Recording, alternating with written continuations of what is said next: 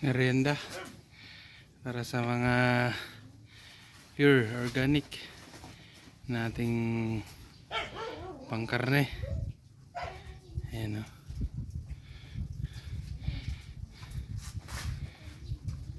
Dahon ng saging na pinagtriman. Tasty merienda para sa kanila.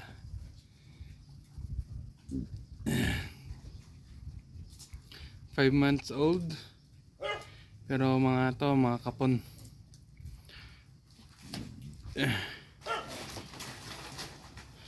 For meat lang talaga sila. Nung nilipat ko mga bibigat, nagre-range na sila ng 30 kilos to 40 kilos. Salit na lang yan, no? Ibig sabihin puro muscles. Mas mabigat kasi yung muscle sa taba, kaya ganyan, no? Tsaka literal na malilit talaga mga native, pero mabigat mga yan. Ayan.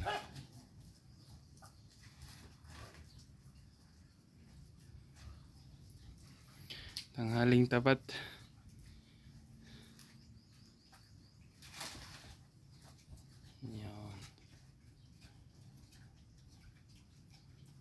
Ilag na ilag sila sa akin. Kahit malayo na ako, so, labas ako.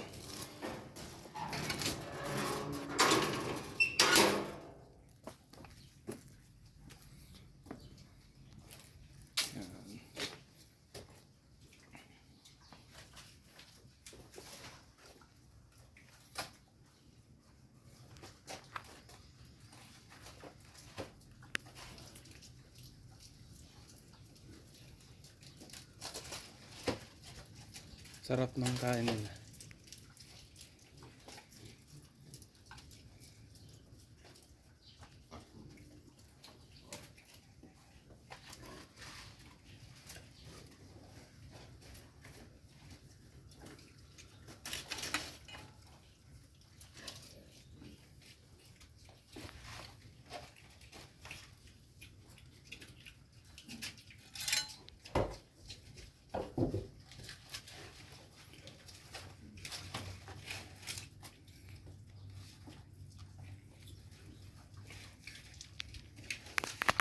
Tutubig naman isa.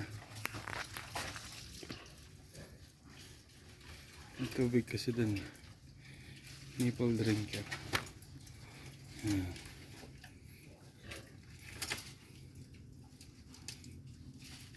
Balak ko na nga silang ibenta, pero mura pala pagbili nila, no? Sa ganyang mga bigat na nagre-range ng 30 to 40, mga 7K lang daw.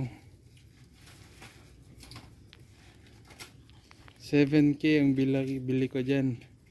Halos 4-5 ang isang native nun. Tapos ganyang kalalaki na 7K. Sabi ko pass, kaya palalakin ko na lang sa kakatayin. Talapat lang naman to, tapos ano pa sa paningin, sarap tignan, no? Pakain ng mga kung ano-anong mga dahon dyan.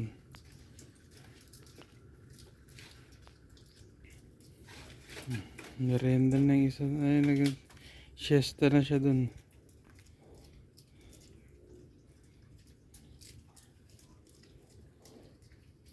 Ito, ang dalawa, merienda talaga. Kain ng kain.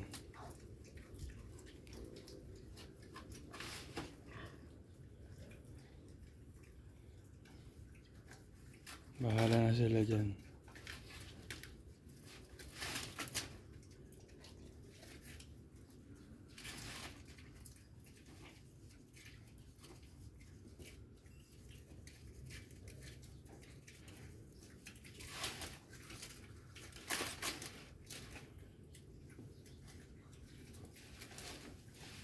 Laki ng tiyan na nandun, no, sa lupa.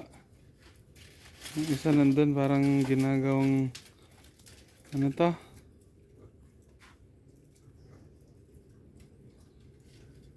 tubig. Nagawa niyang pond, pool. Ano to? Babadan, parang kalabaw. Meron naman silang wallowing pool doon. Siguro mainit yung tubig. Kanya-kanya sila ng trip. Itong dalawa food trip. Yung isa doon, siesta. Ito parang sunbathing yung trip. Oh. Titingin-tingin pa. Yan. Okay. Tignan naman natin yung breeders natin.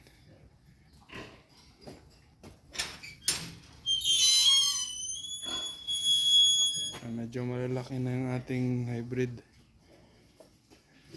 Tignan natin yung breeders. Siesta na rin ang trip nila.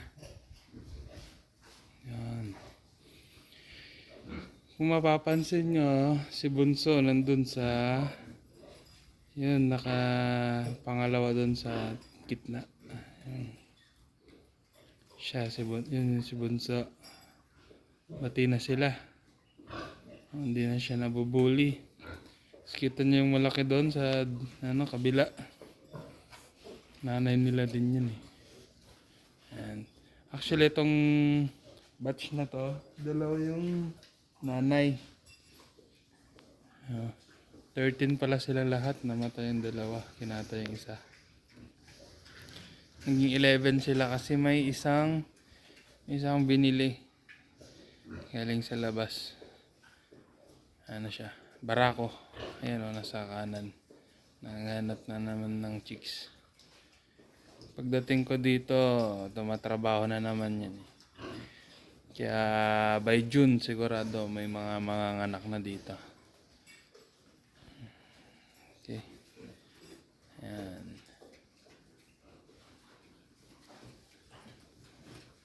Makakatuwa silang tingnan si pure black. May mga pailan-ilan na white pero pure pa rin yun eh. Ayan o. Kita yung lalaki dyan na may itlog.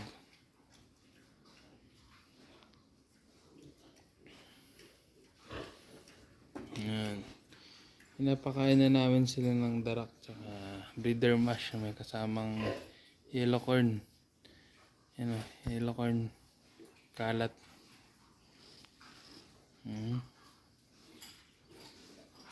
Parang may buntis na dito. So, rest time sila.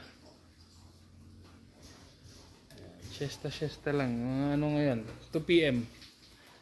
2 PM ng 2 PM nga. Yun. Hindi naman ganoon kainit. Hindi rin masyadong malamig. Medyo mahangin. Ito yung surroundings nila.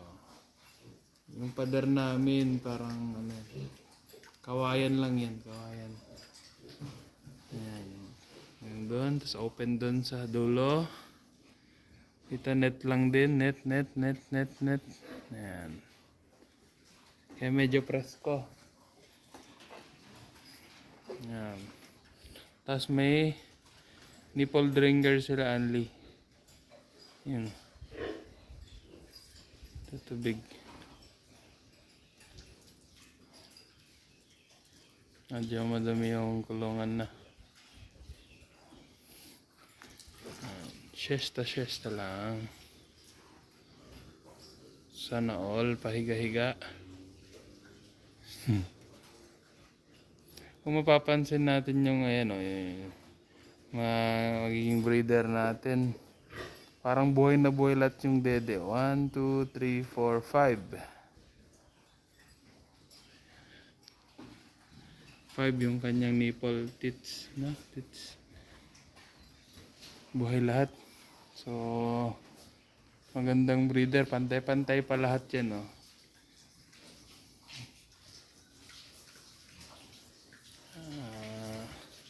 Kaya wala akong pinili dyan. Lahat ng babae sa batch nito, ginawa kong breeder. Magkakatalo na lang sa performance kung maganda. Tsaka ako magde-decide kung may didispose o wala. Pero yung kanilang mga mama pig, consistent breeder na yun kasi subok naman. Ay nako, may pasaway doon. May nakawala kasing nakawalang hybrid na piglet nung pit-train natin. Nakita ko habang nagbi-video ako nauuhaw, lumabas kasi siya dito siya ito pasaway. Paluin kita kinagat niya ata yung nipple drinker dito. Yan. Ay nako, nauuhaw siya. Ito yung mami niya kapatid niya. Siya ata kasi yung pinaka malakas pinaka macho. Kaya kulit. Ito na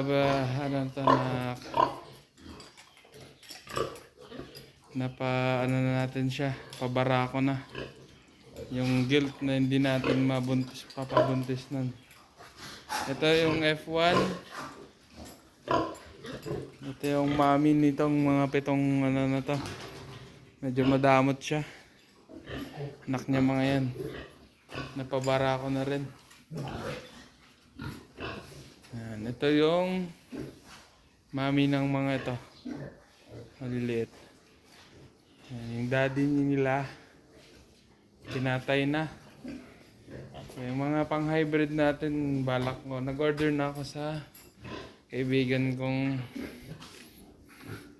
may mga kakilalang breeders. Durok veterinary na barako. Sana tuloy. Yan, siesta lang sila. Nantok na. Si Bunso may na dun landing sila. Yan si Kulit Kulit, tumatalon kan. Pinapasok ko na kanina Kulit talaga. Tumatalon na siya. Ito tayo. Magang-maga yung ari ng nakalikod. Saan yung barako natin? Ayan doon. Yung may puti sa sa forehead, sa may ilong. Yan, barako natin yan, galing sa iba. Makita niyo yung mga babae nating baboy.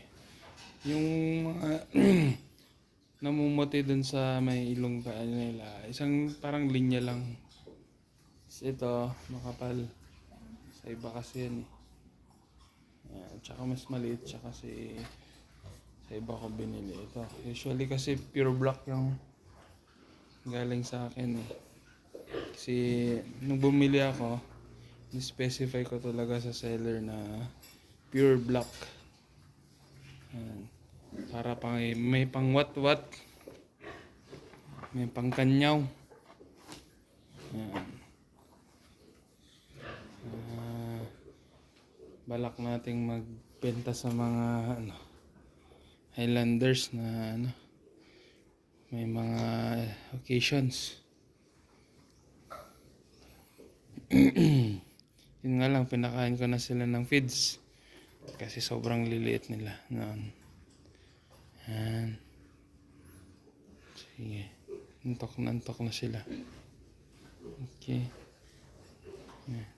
Talagang hindi nawawala yung tingin nila sa akin kasi ako yung nangi-istorbo sa kanila lagi. Kasama yung nanay nila. Thank you for watching. Goodbye.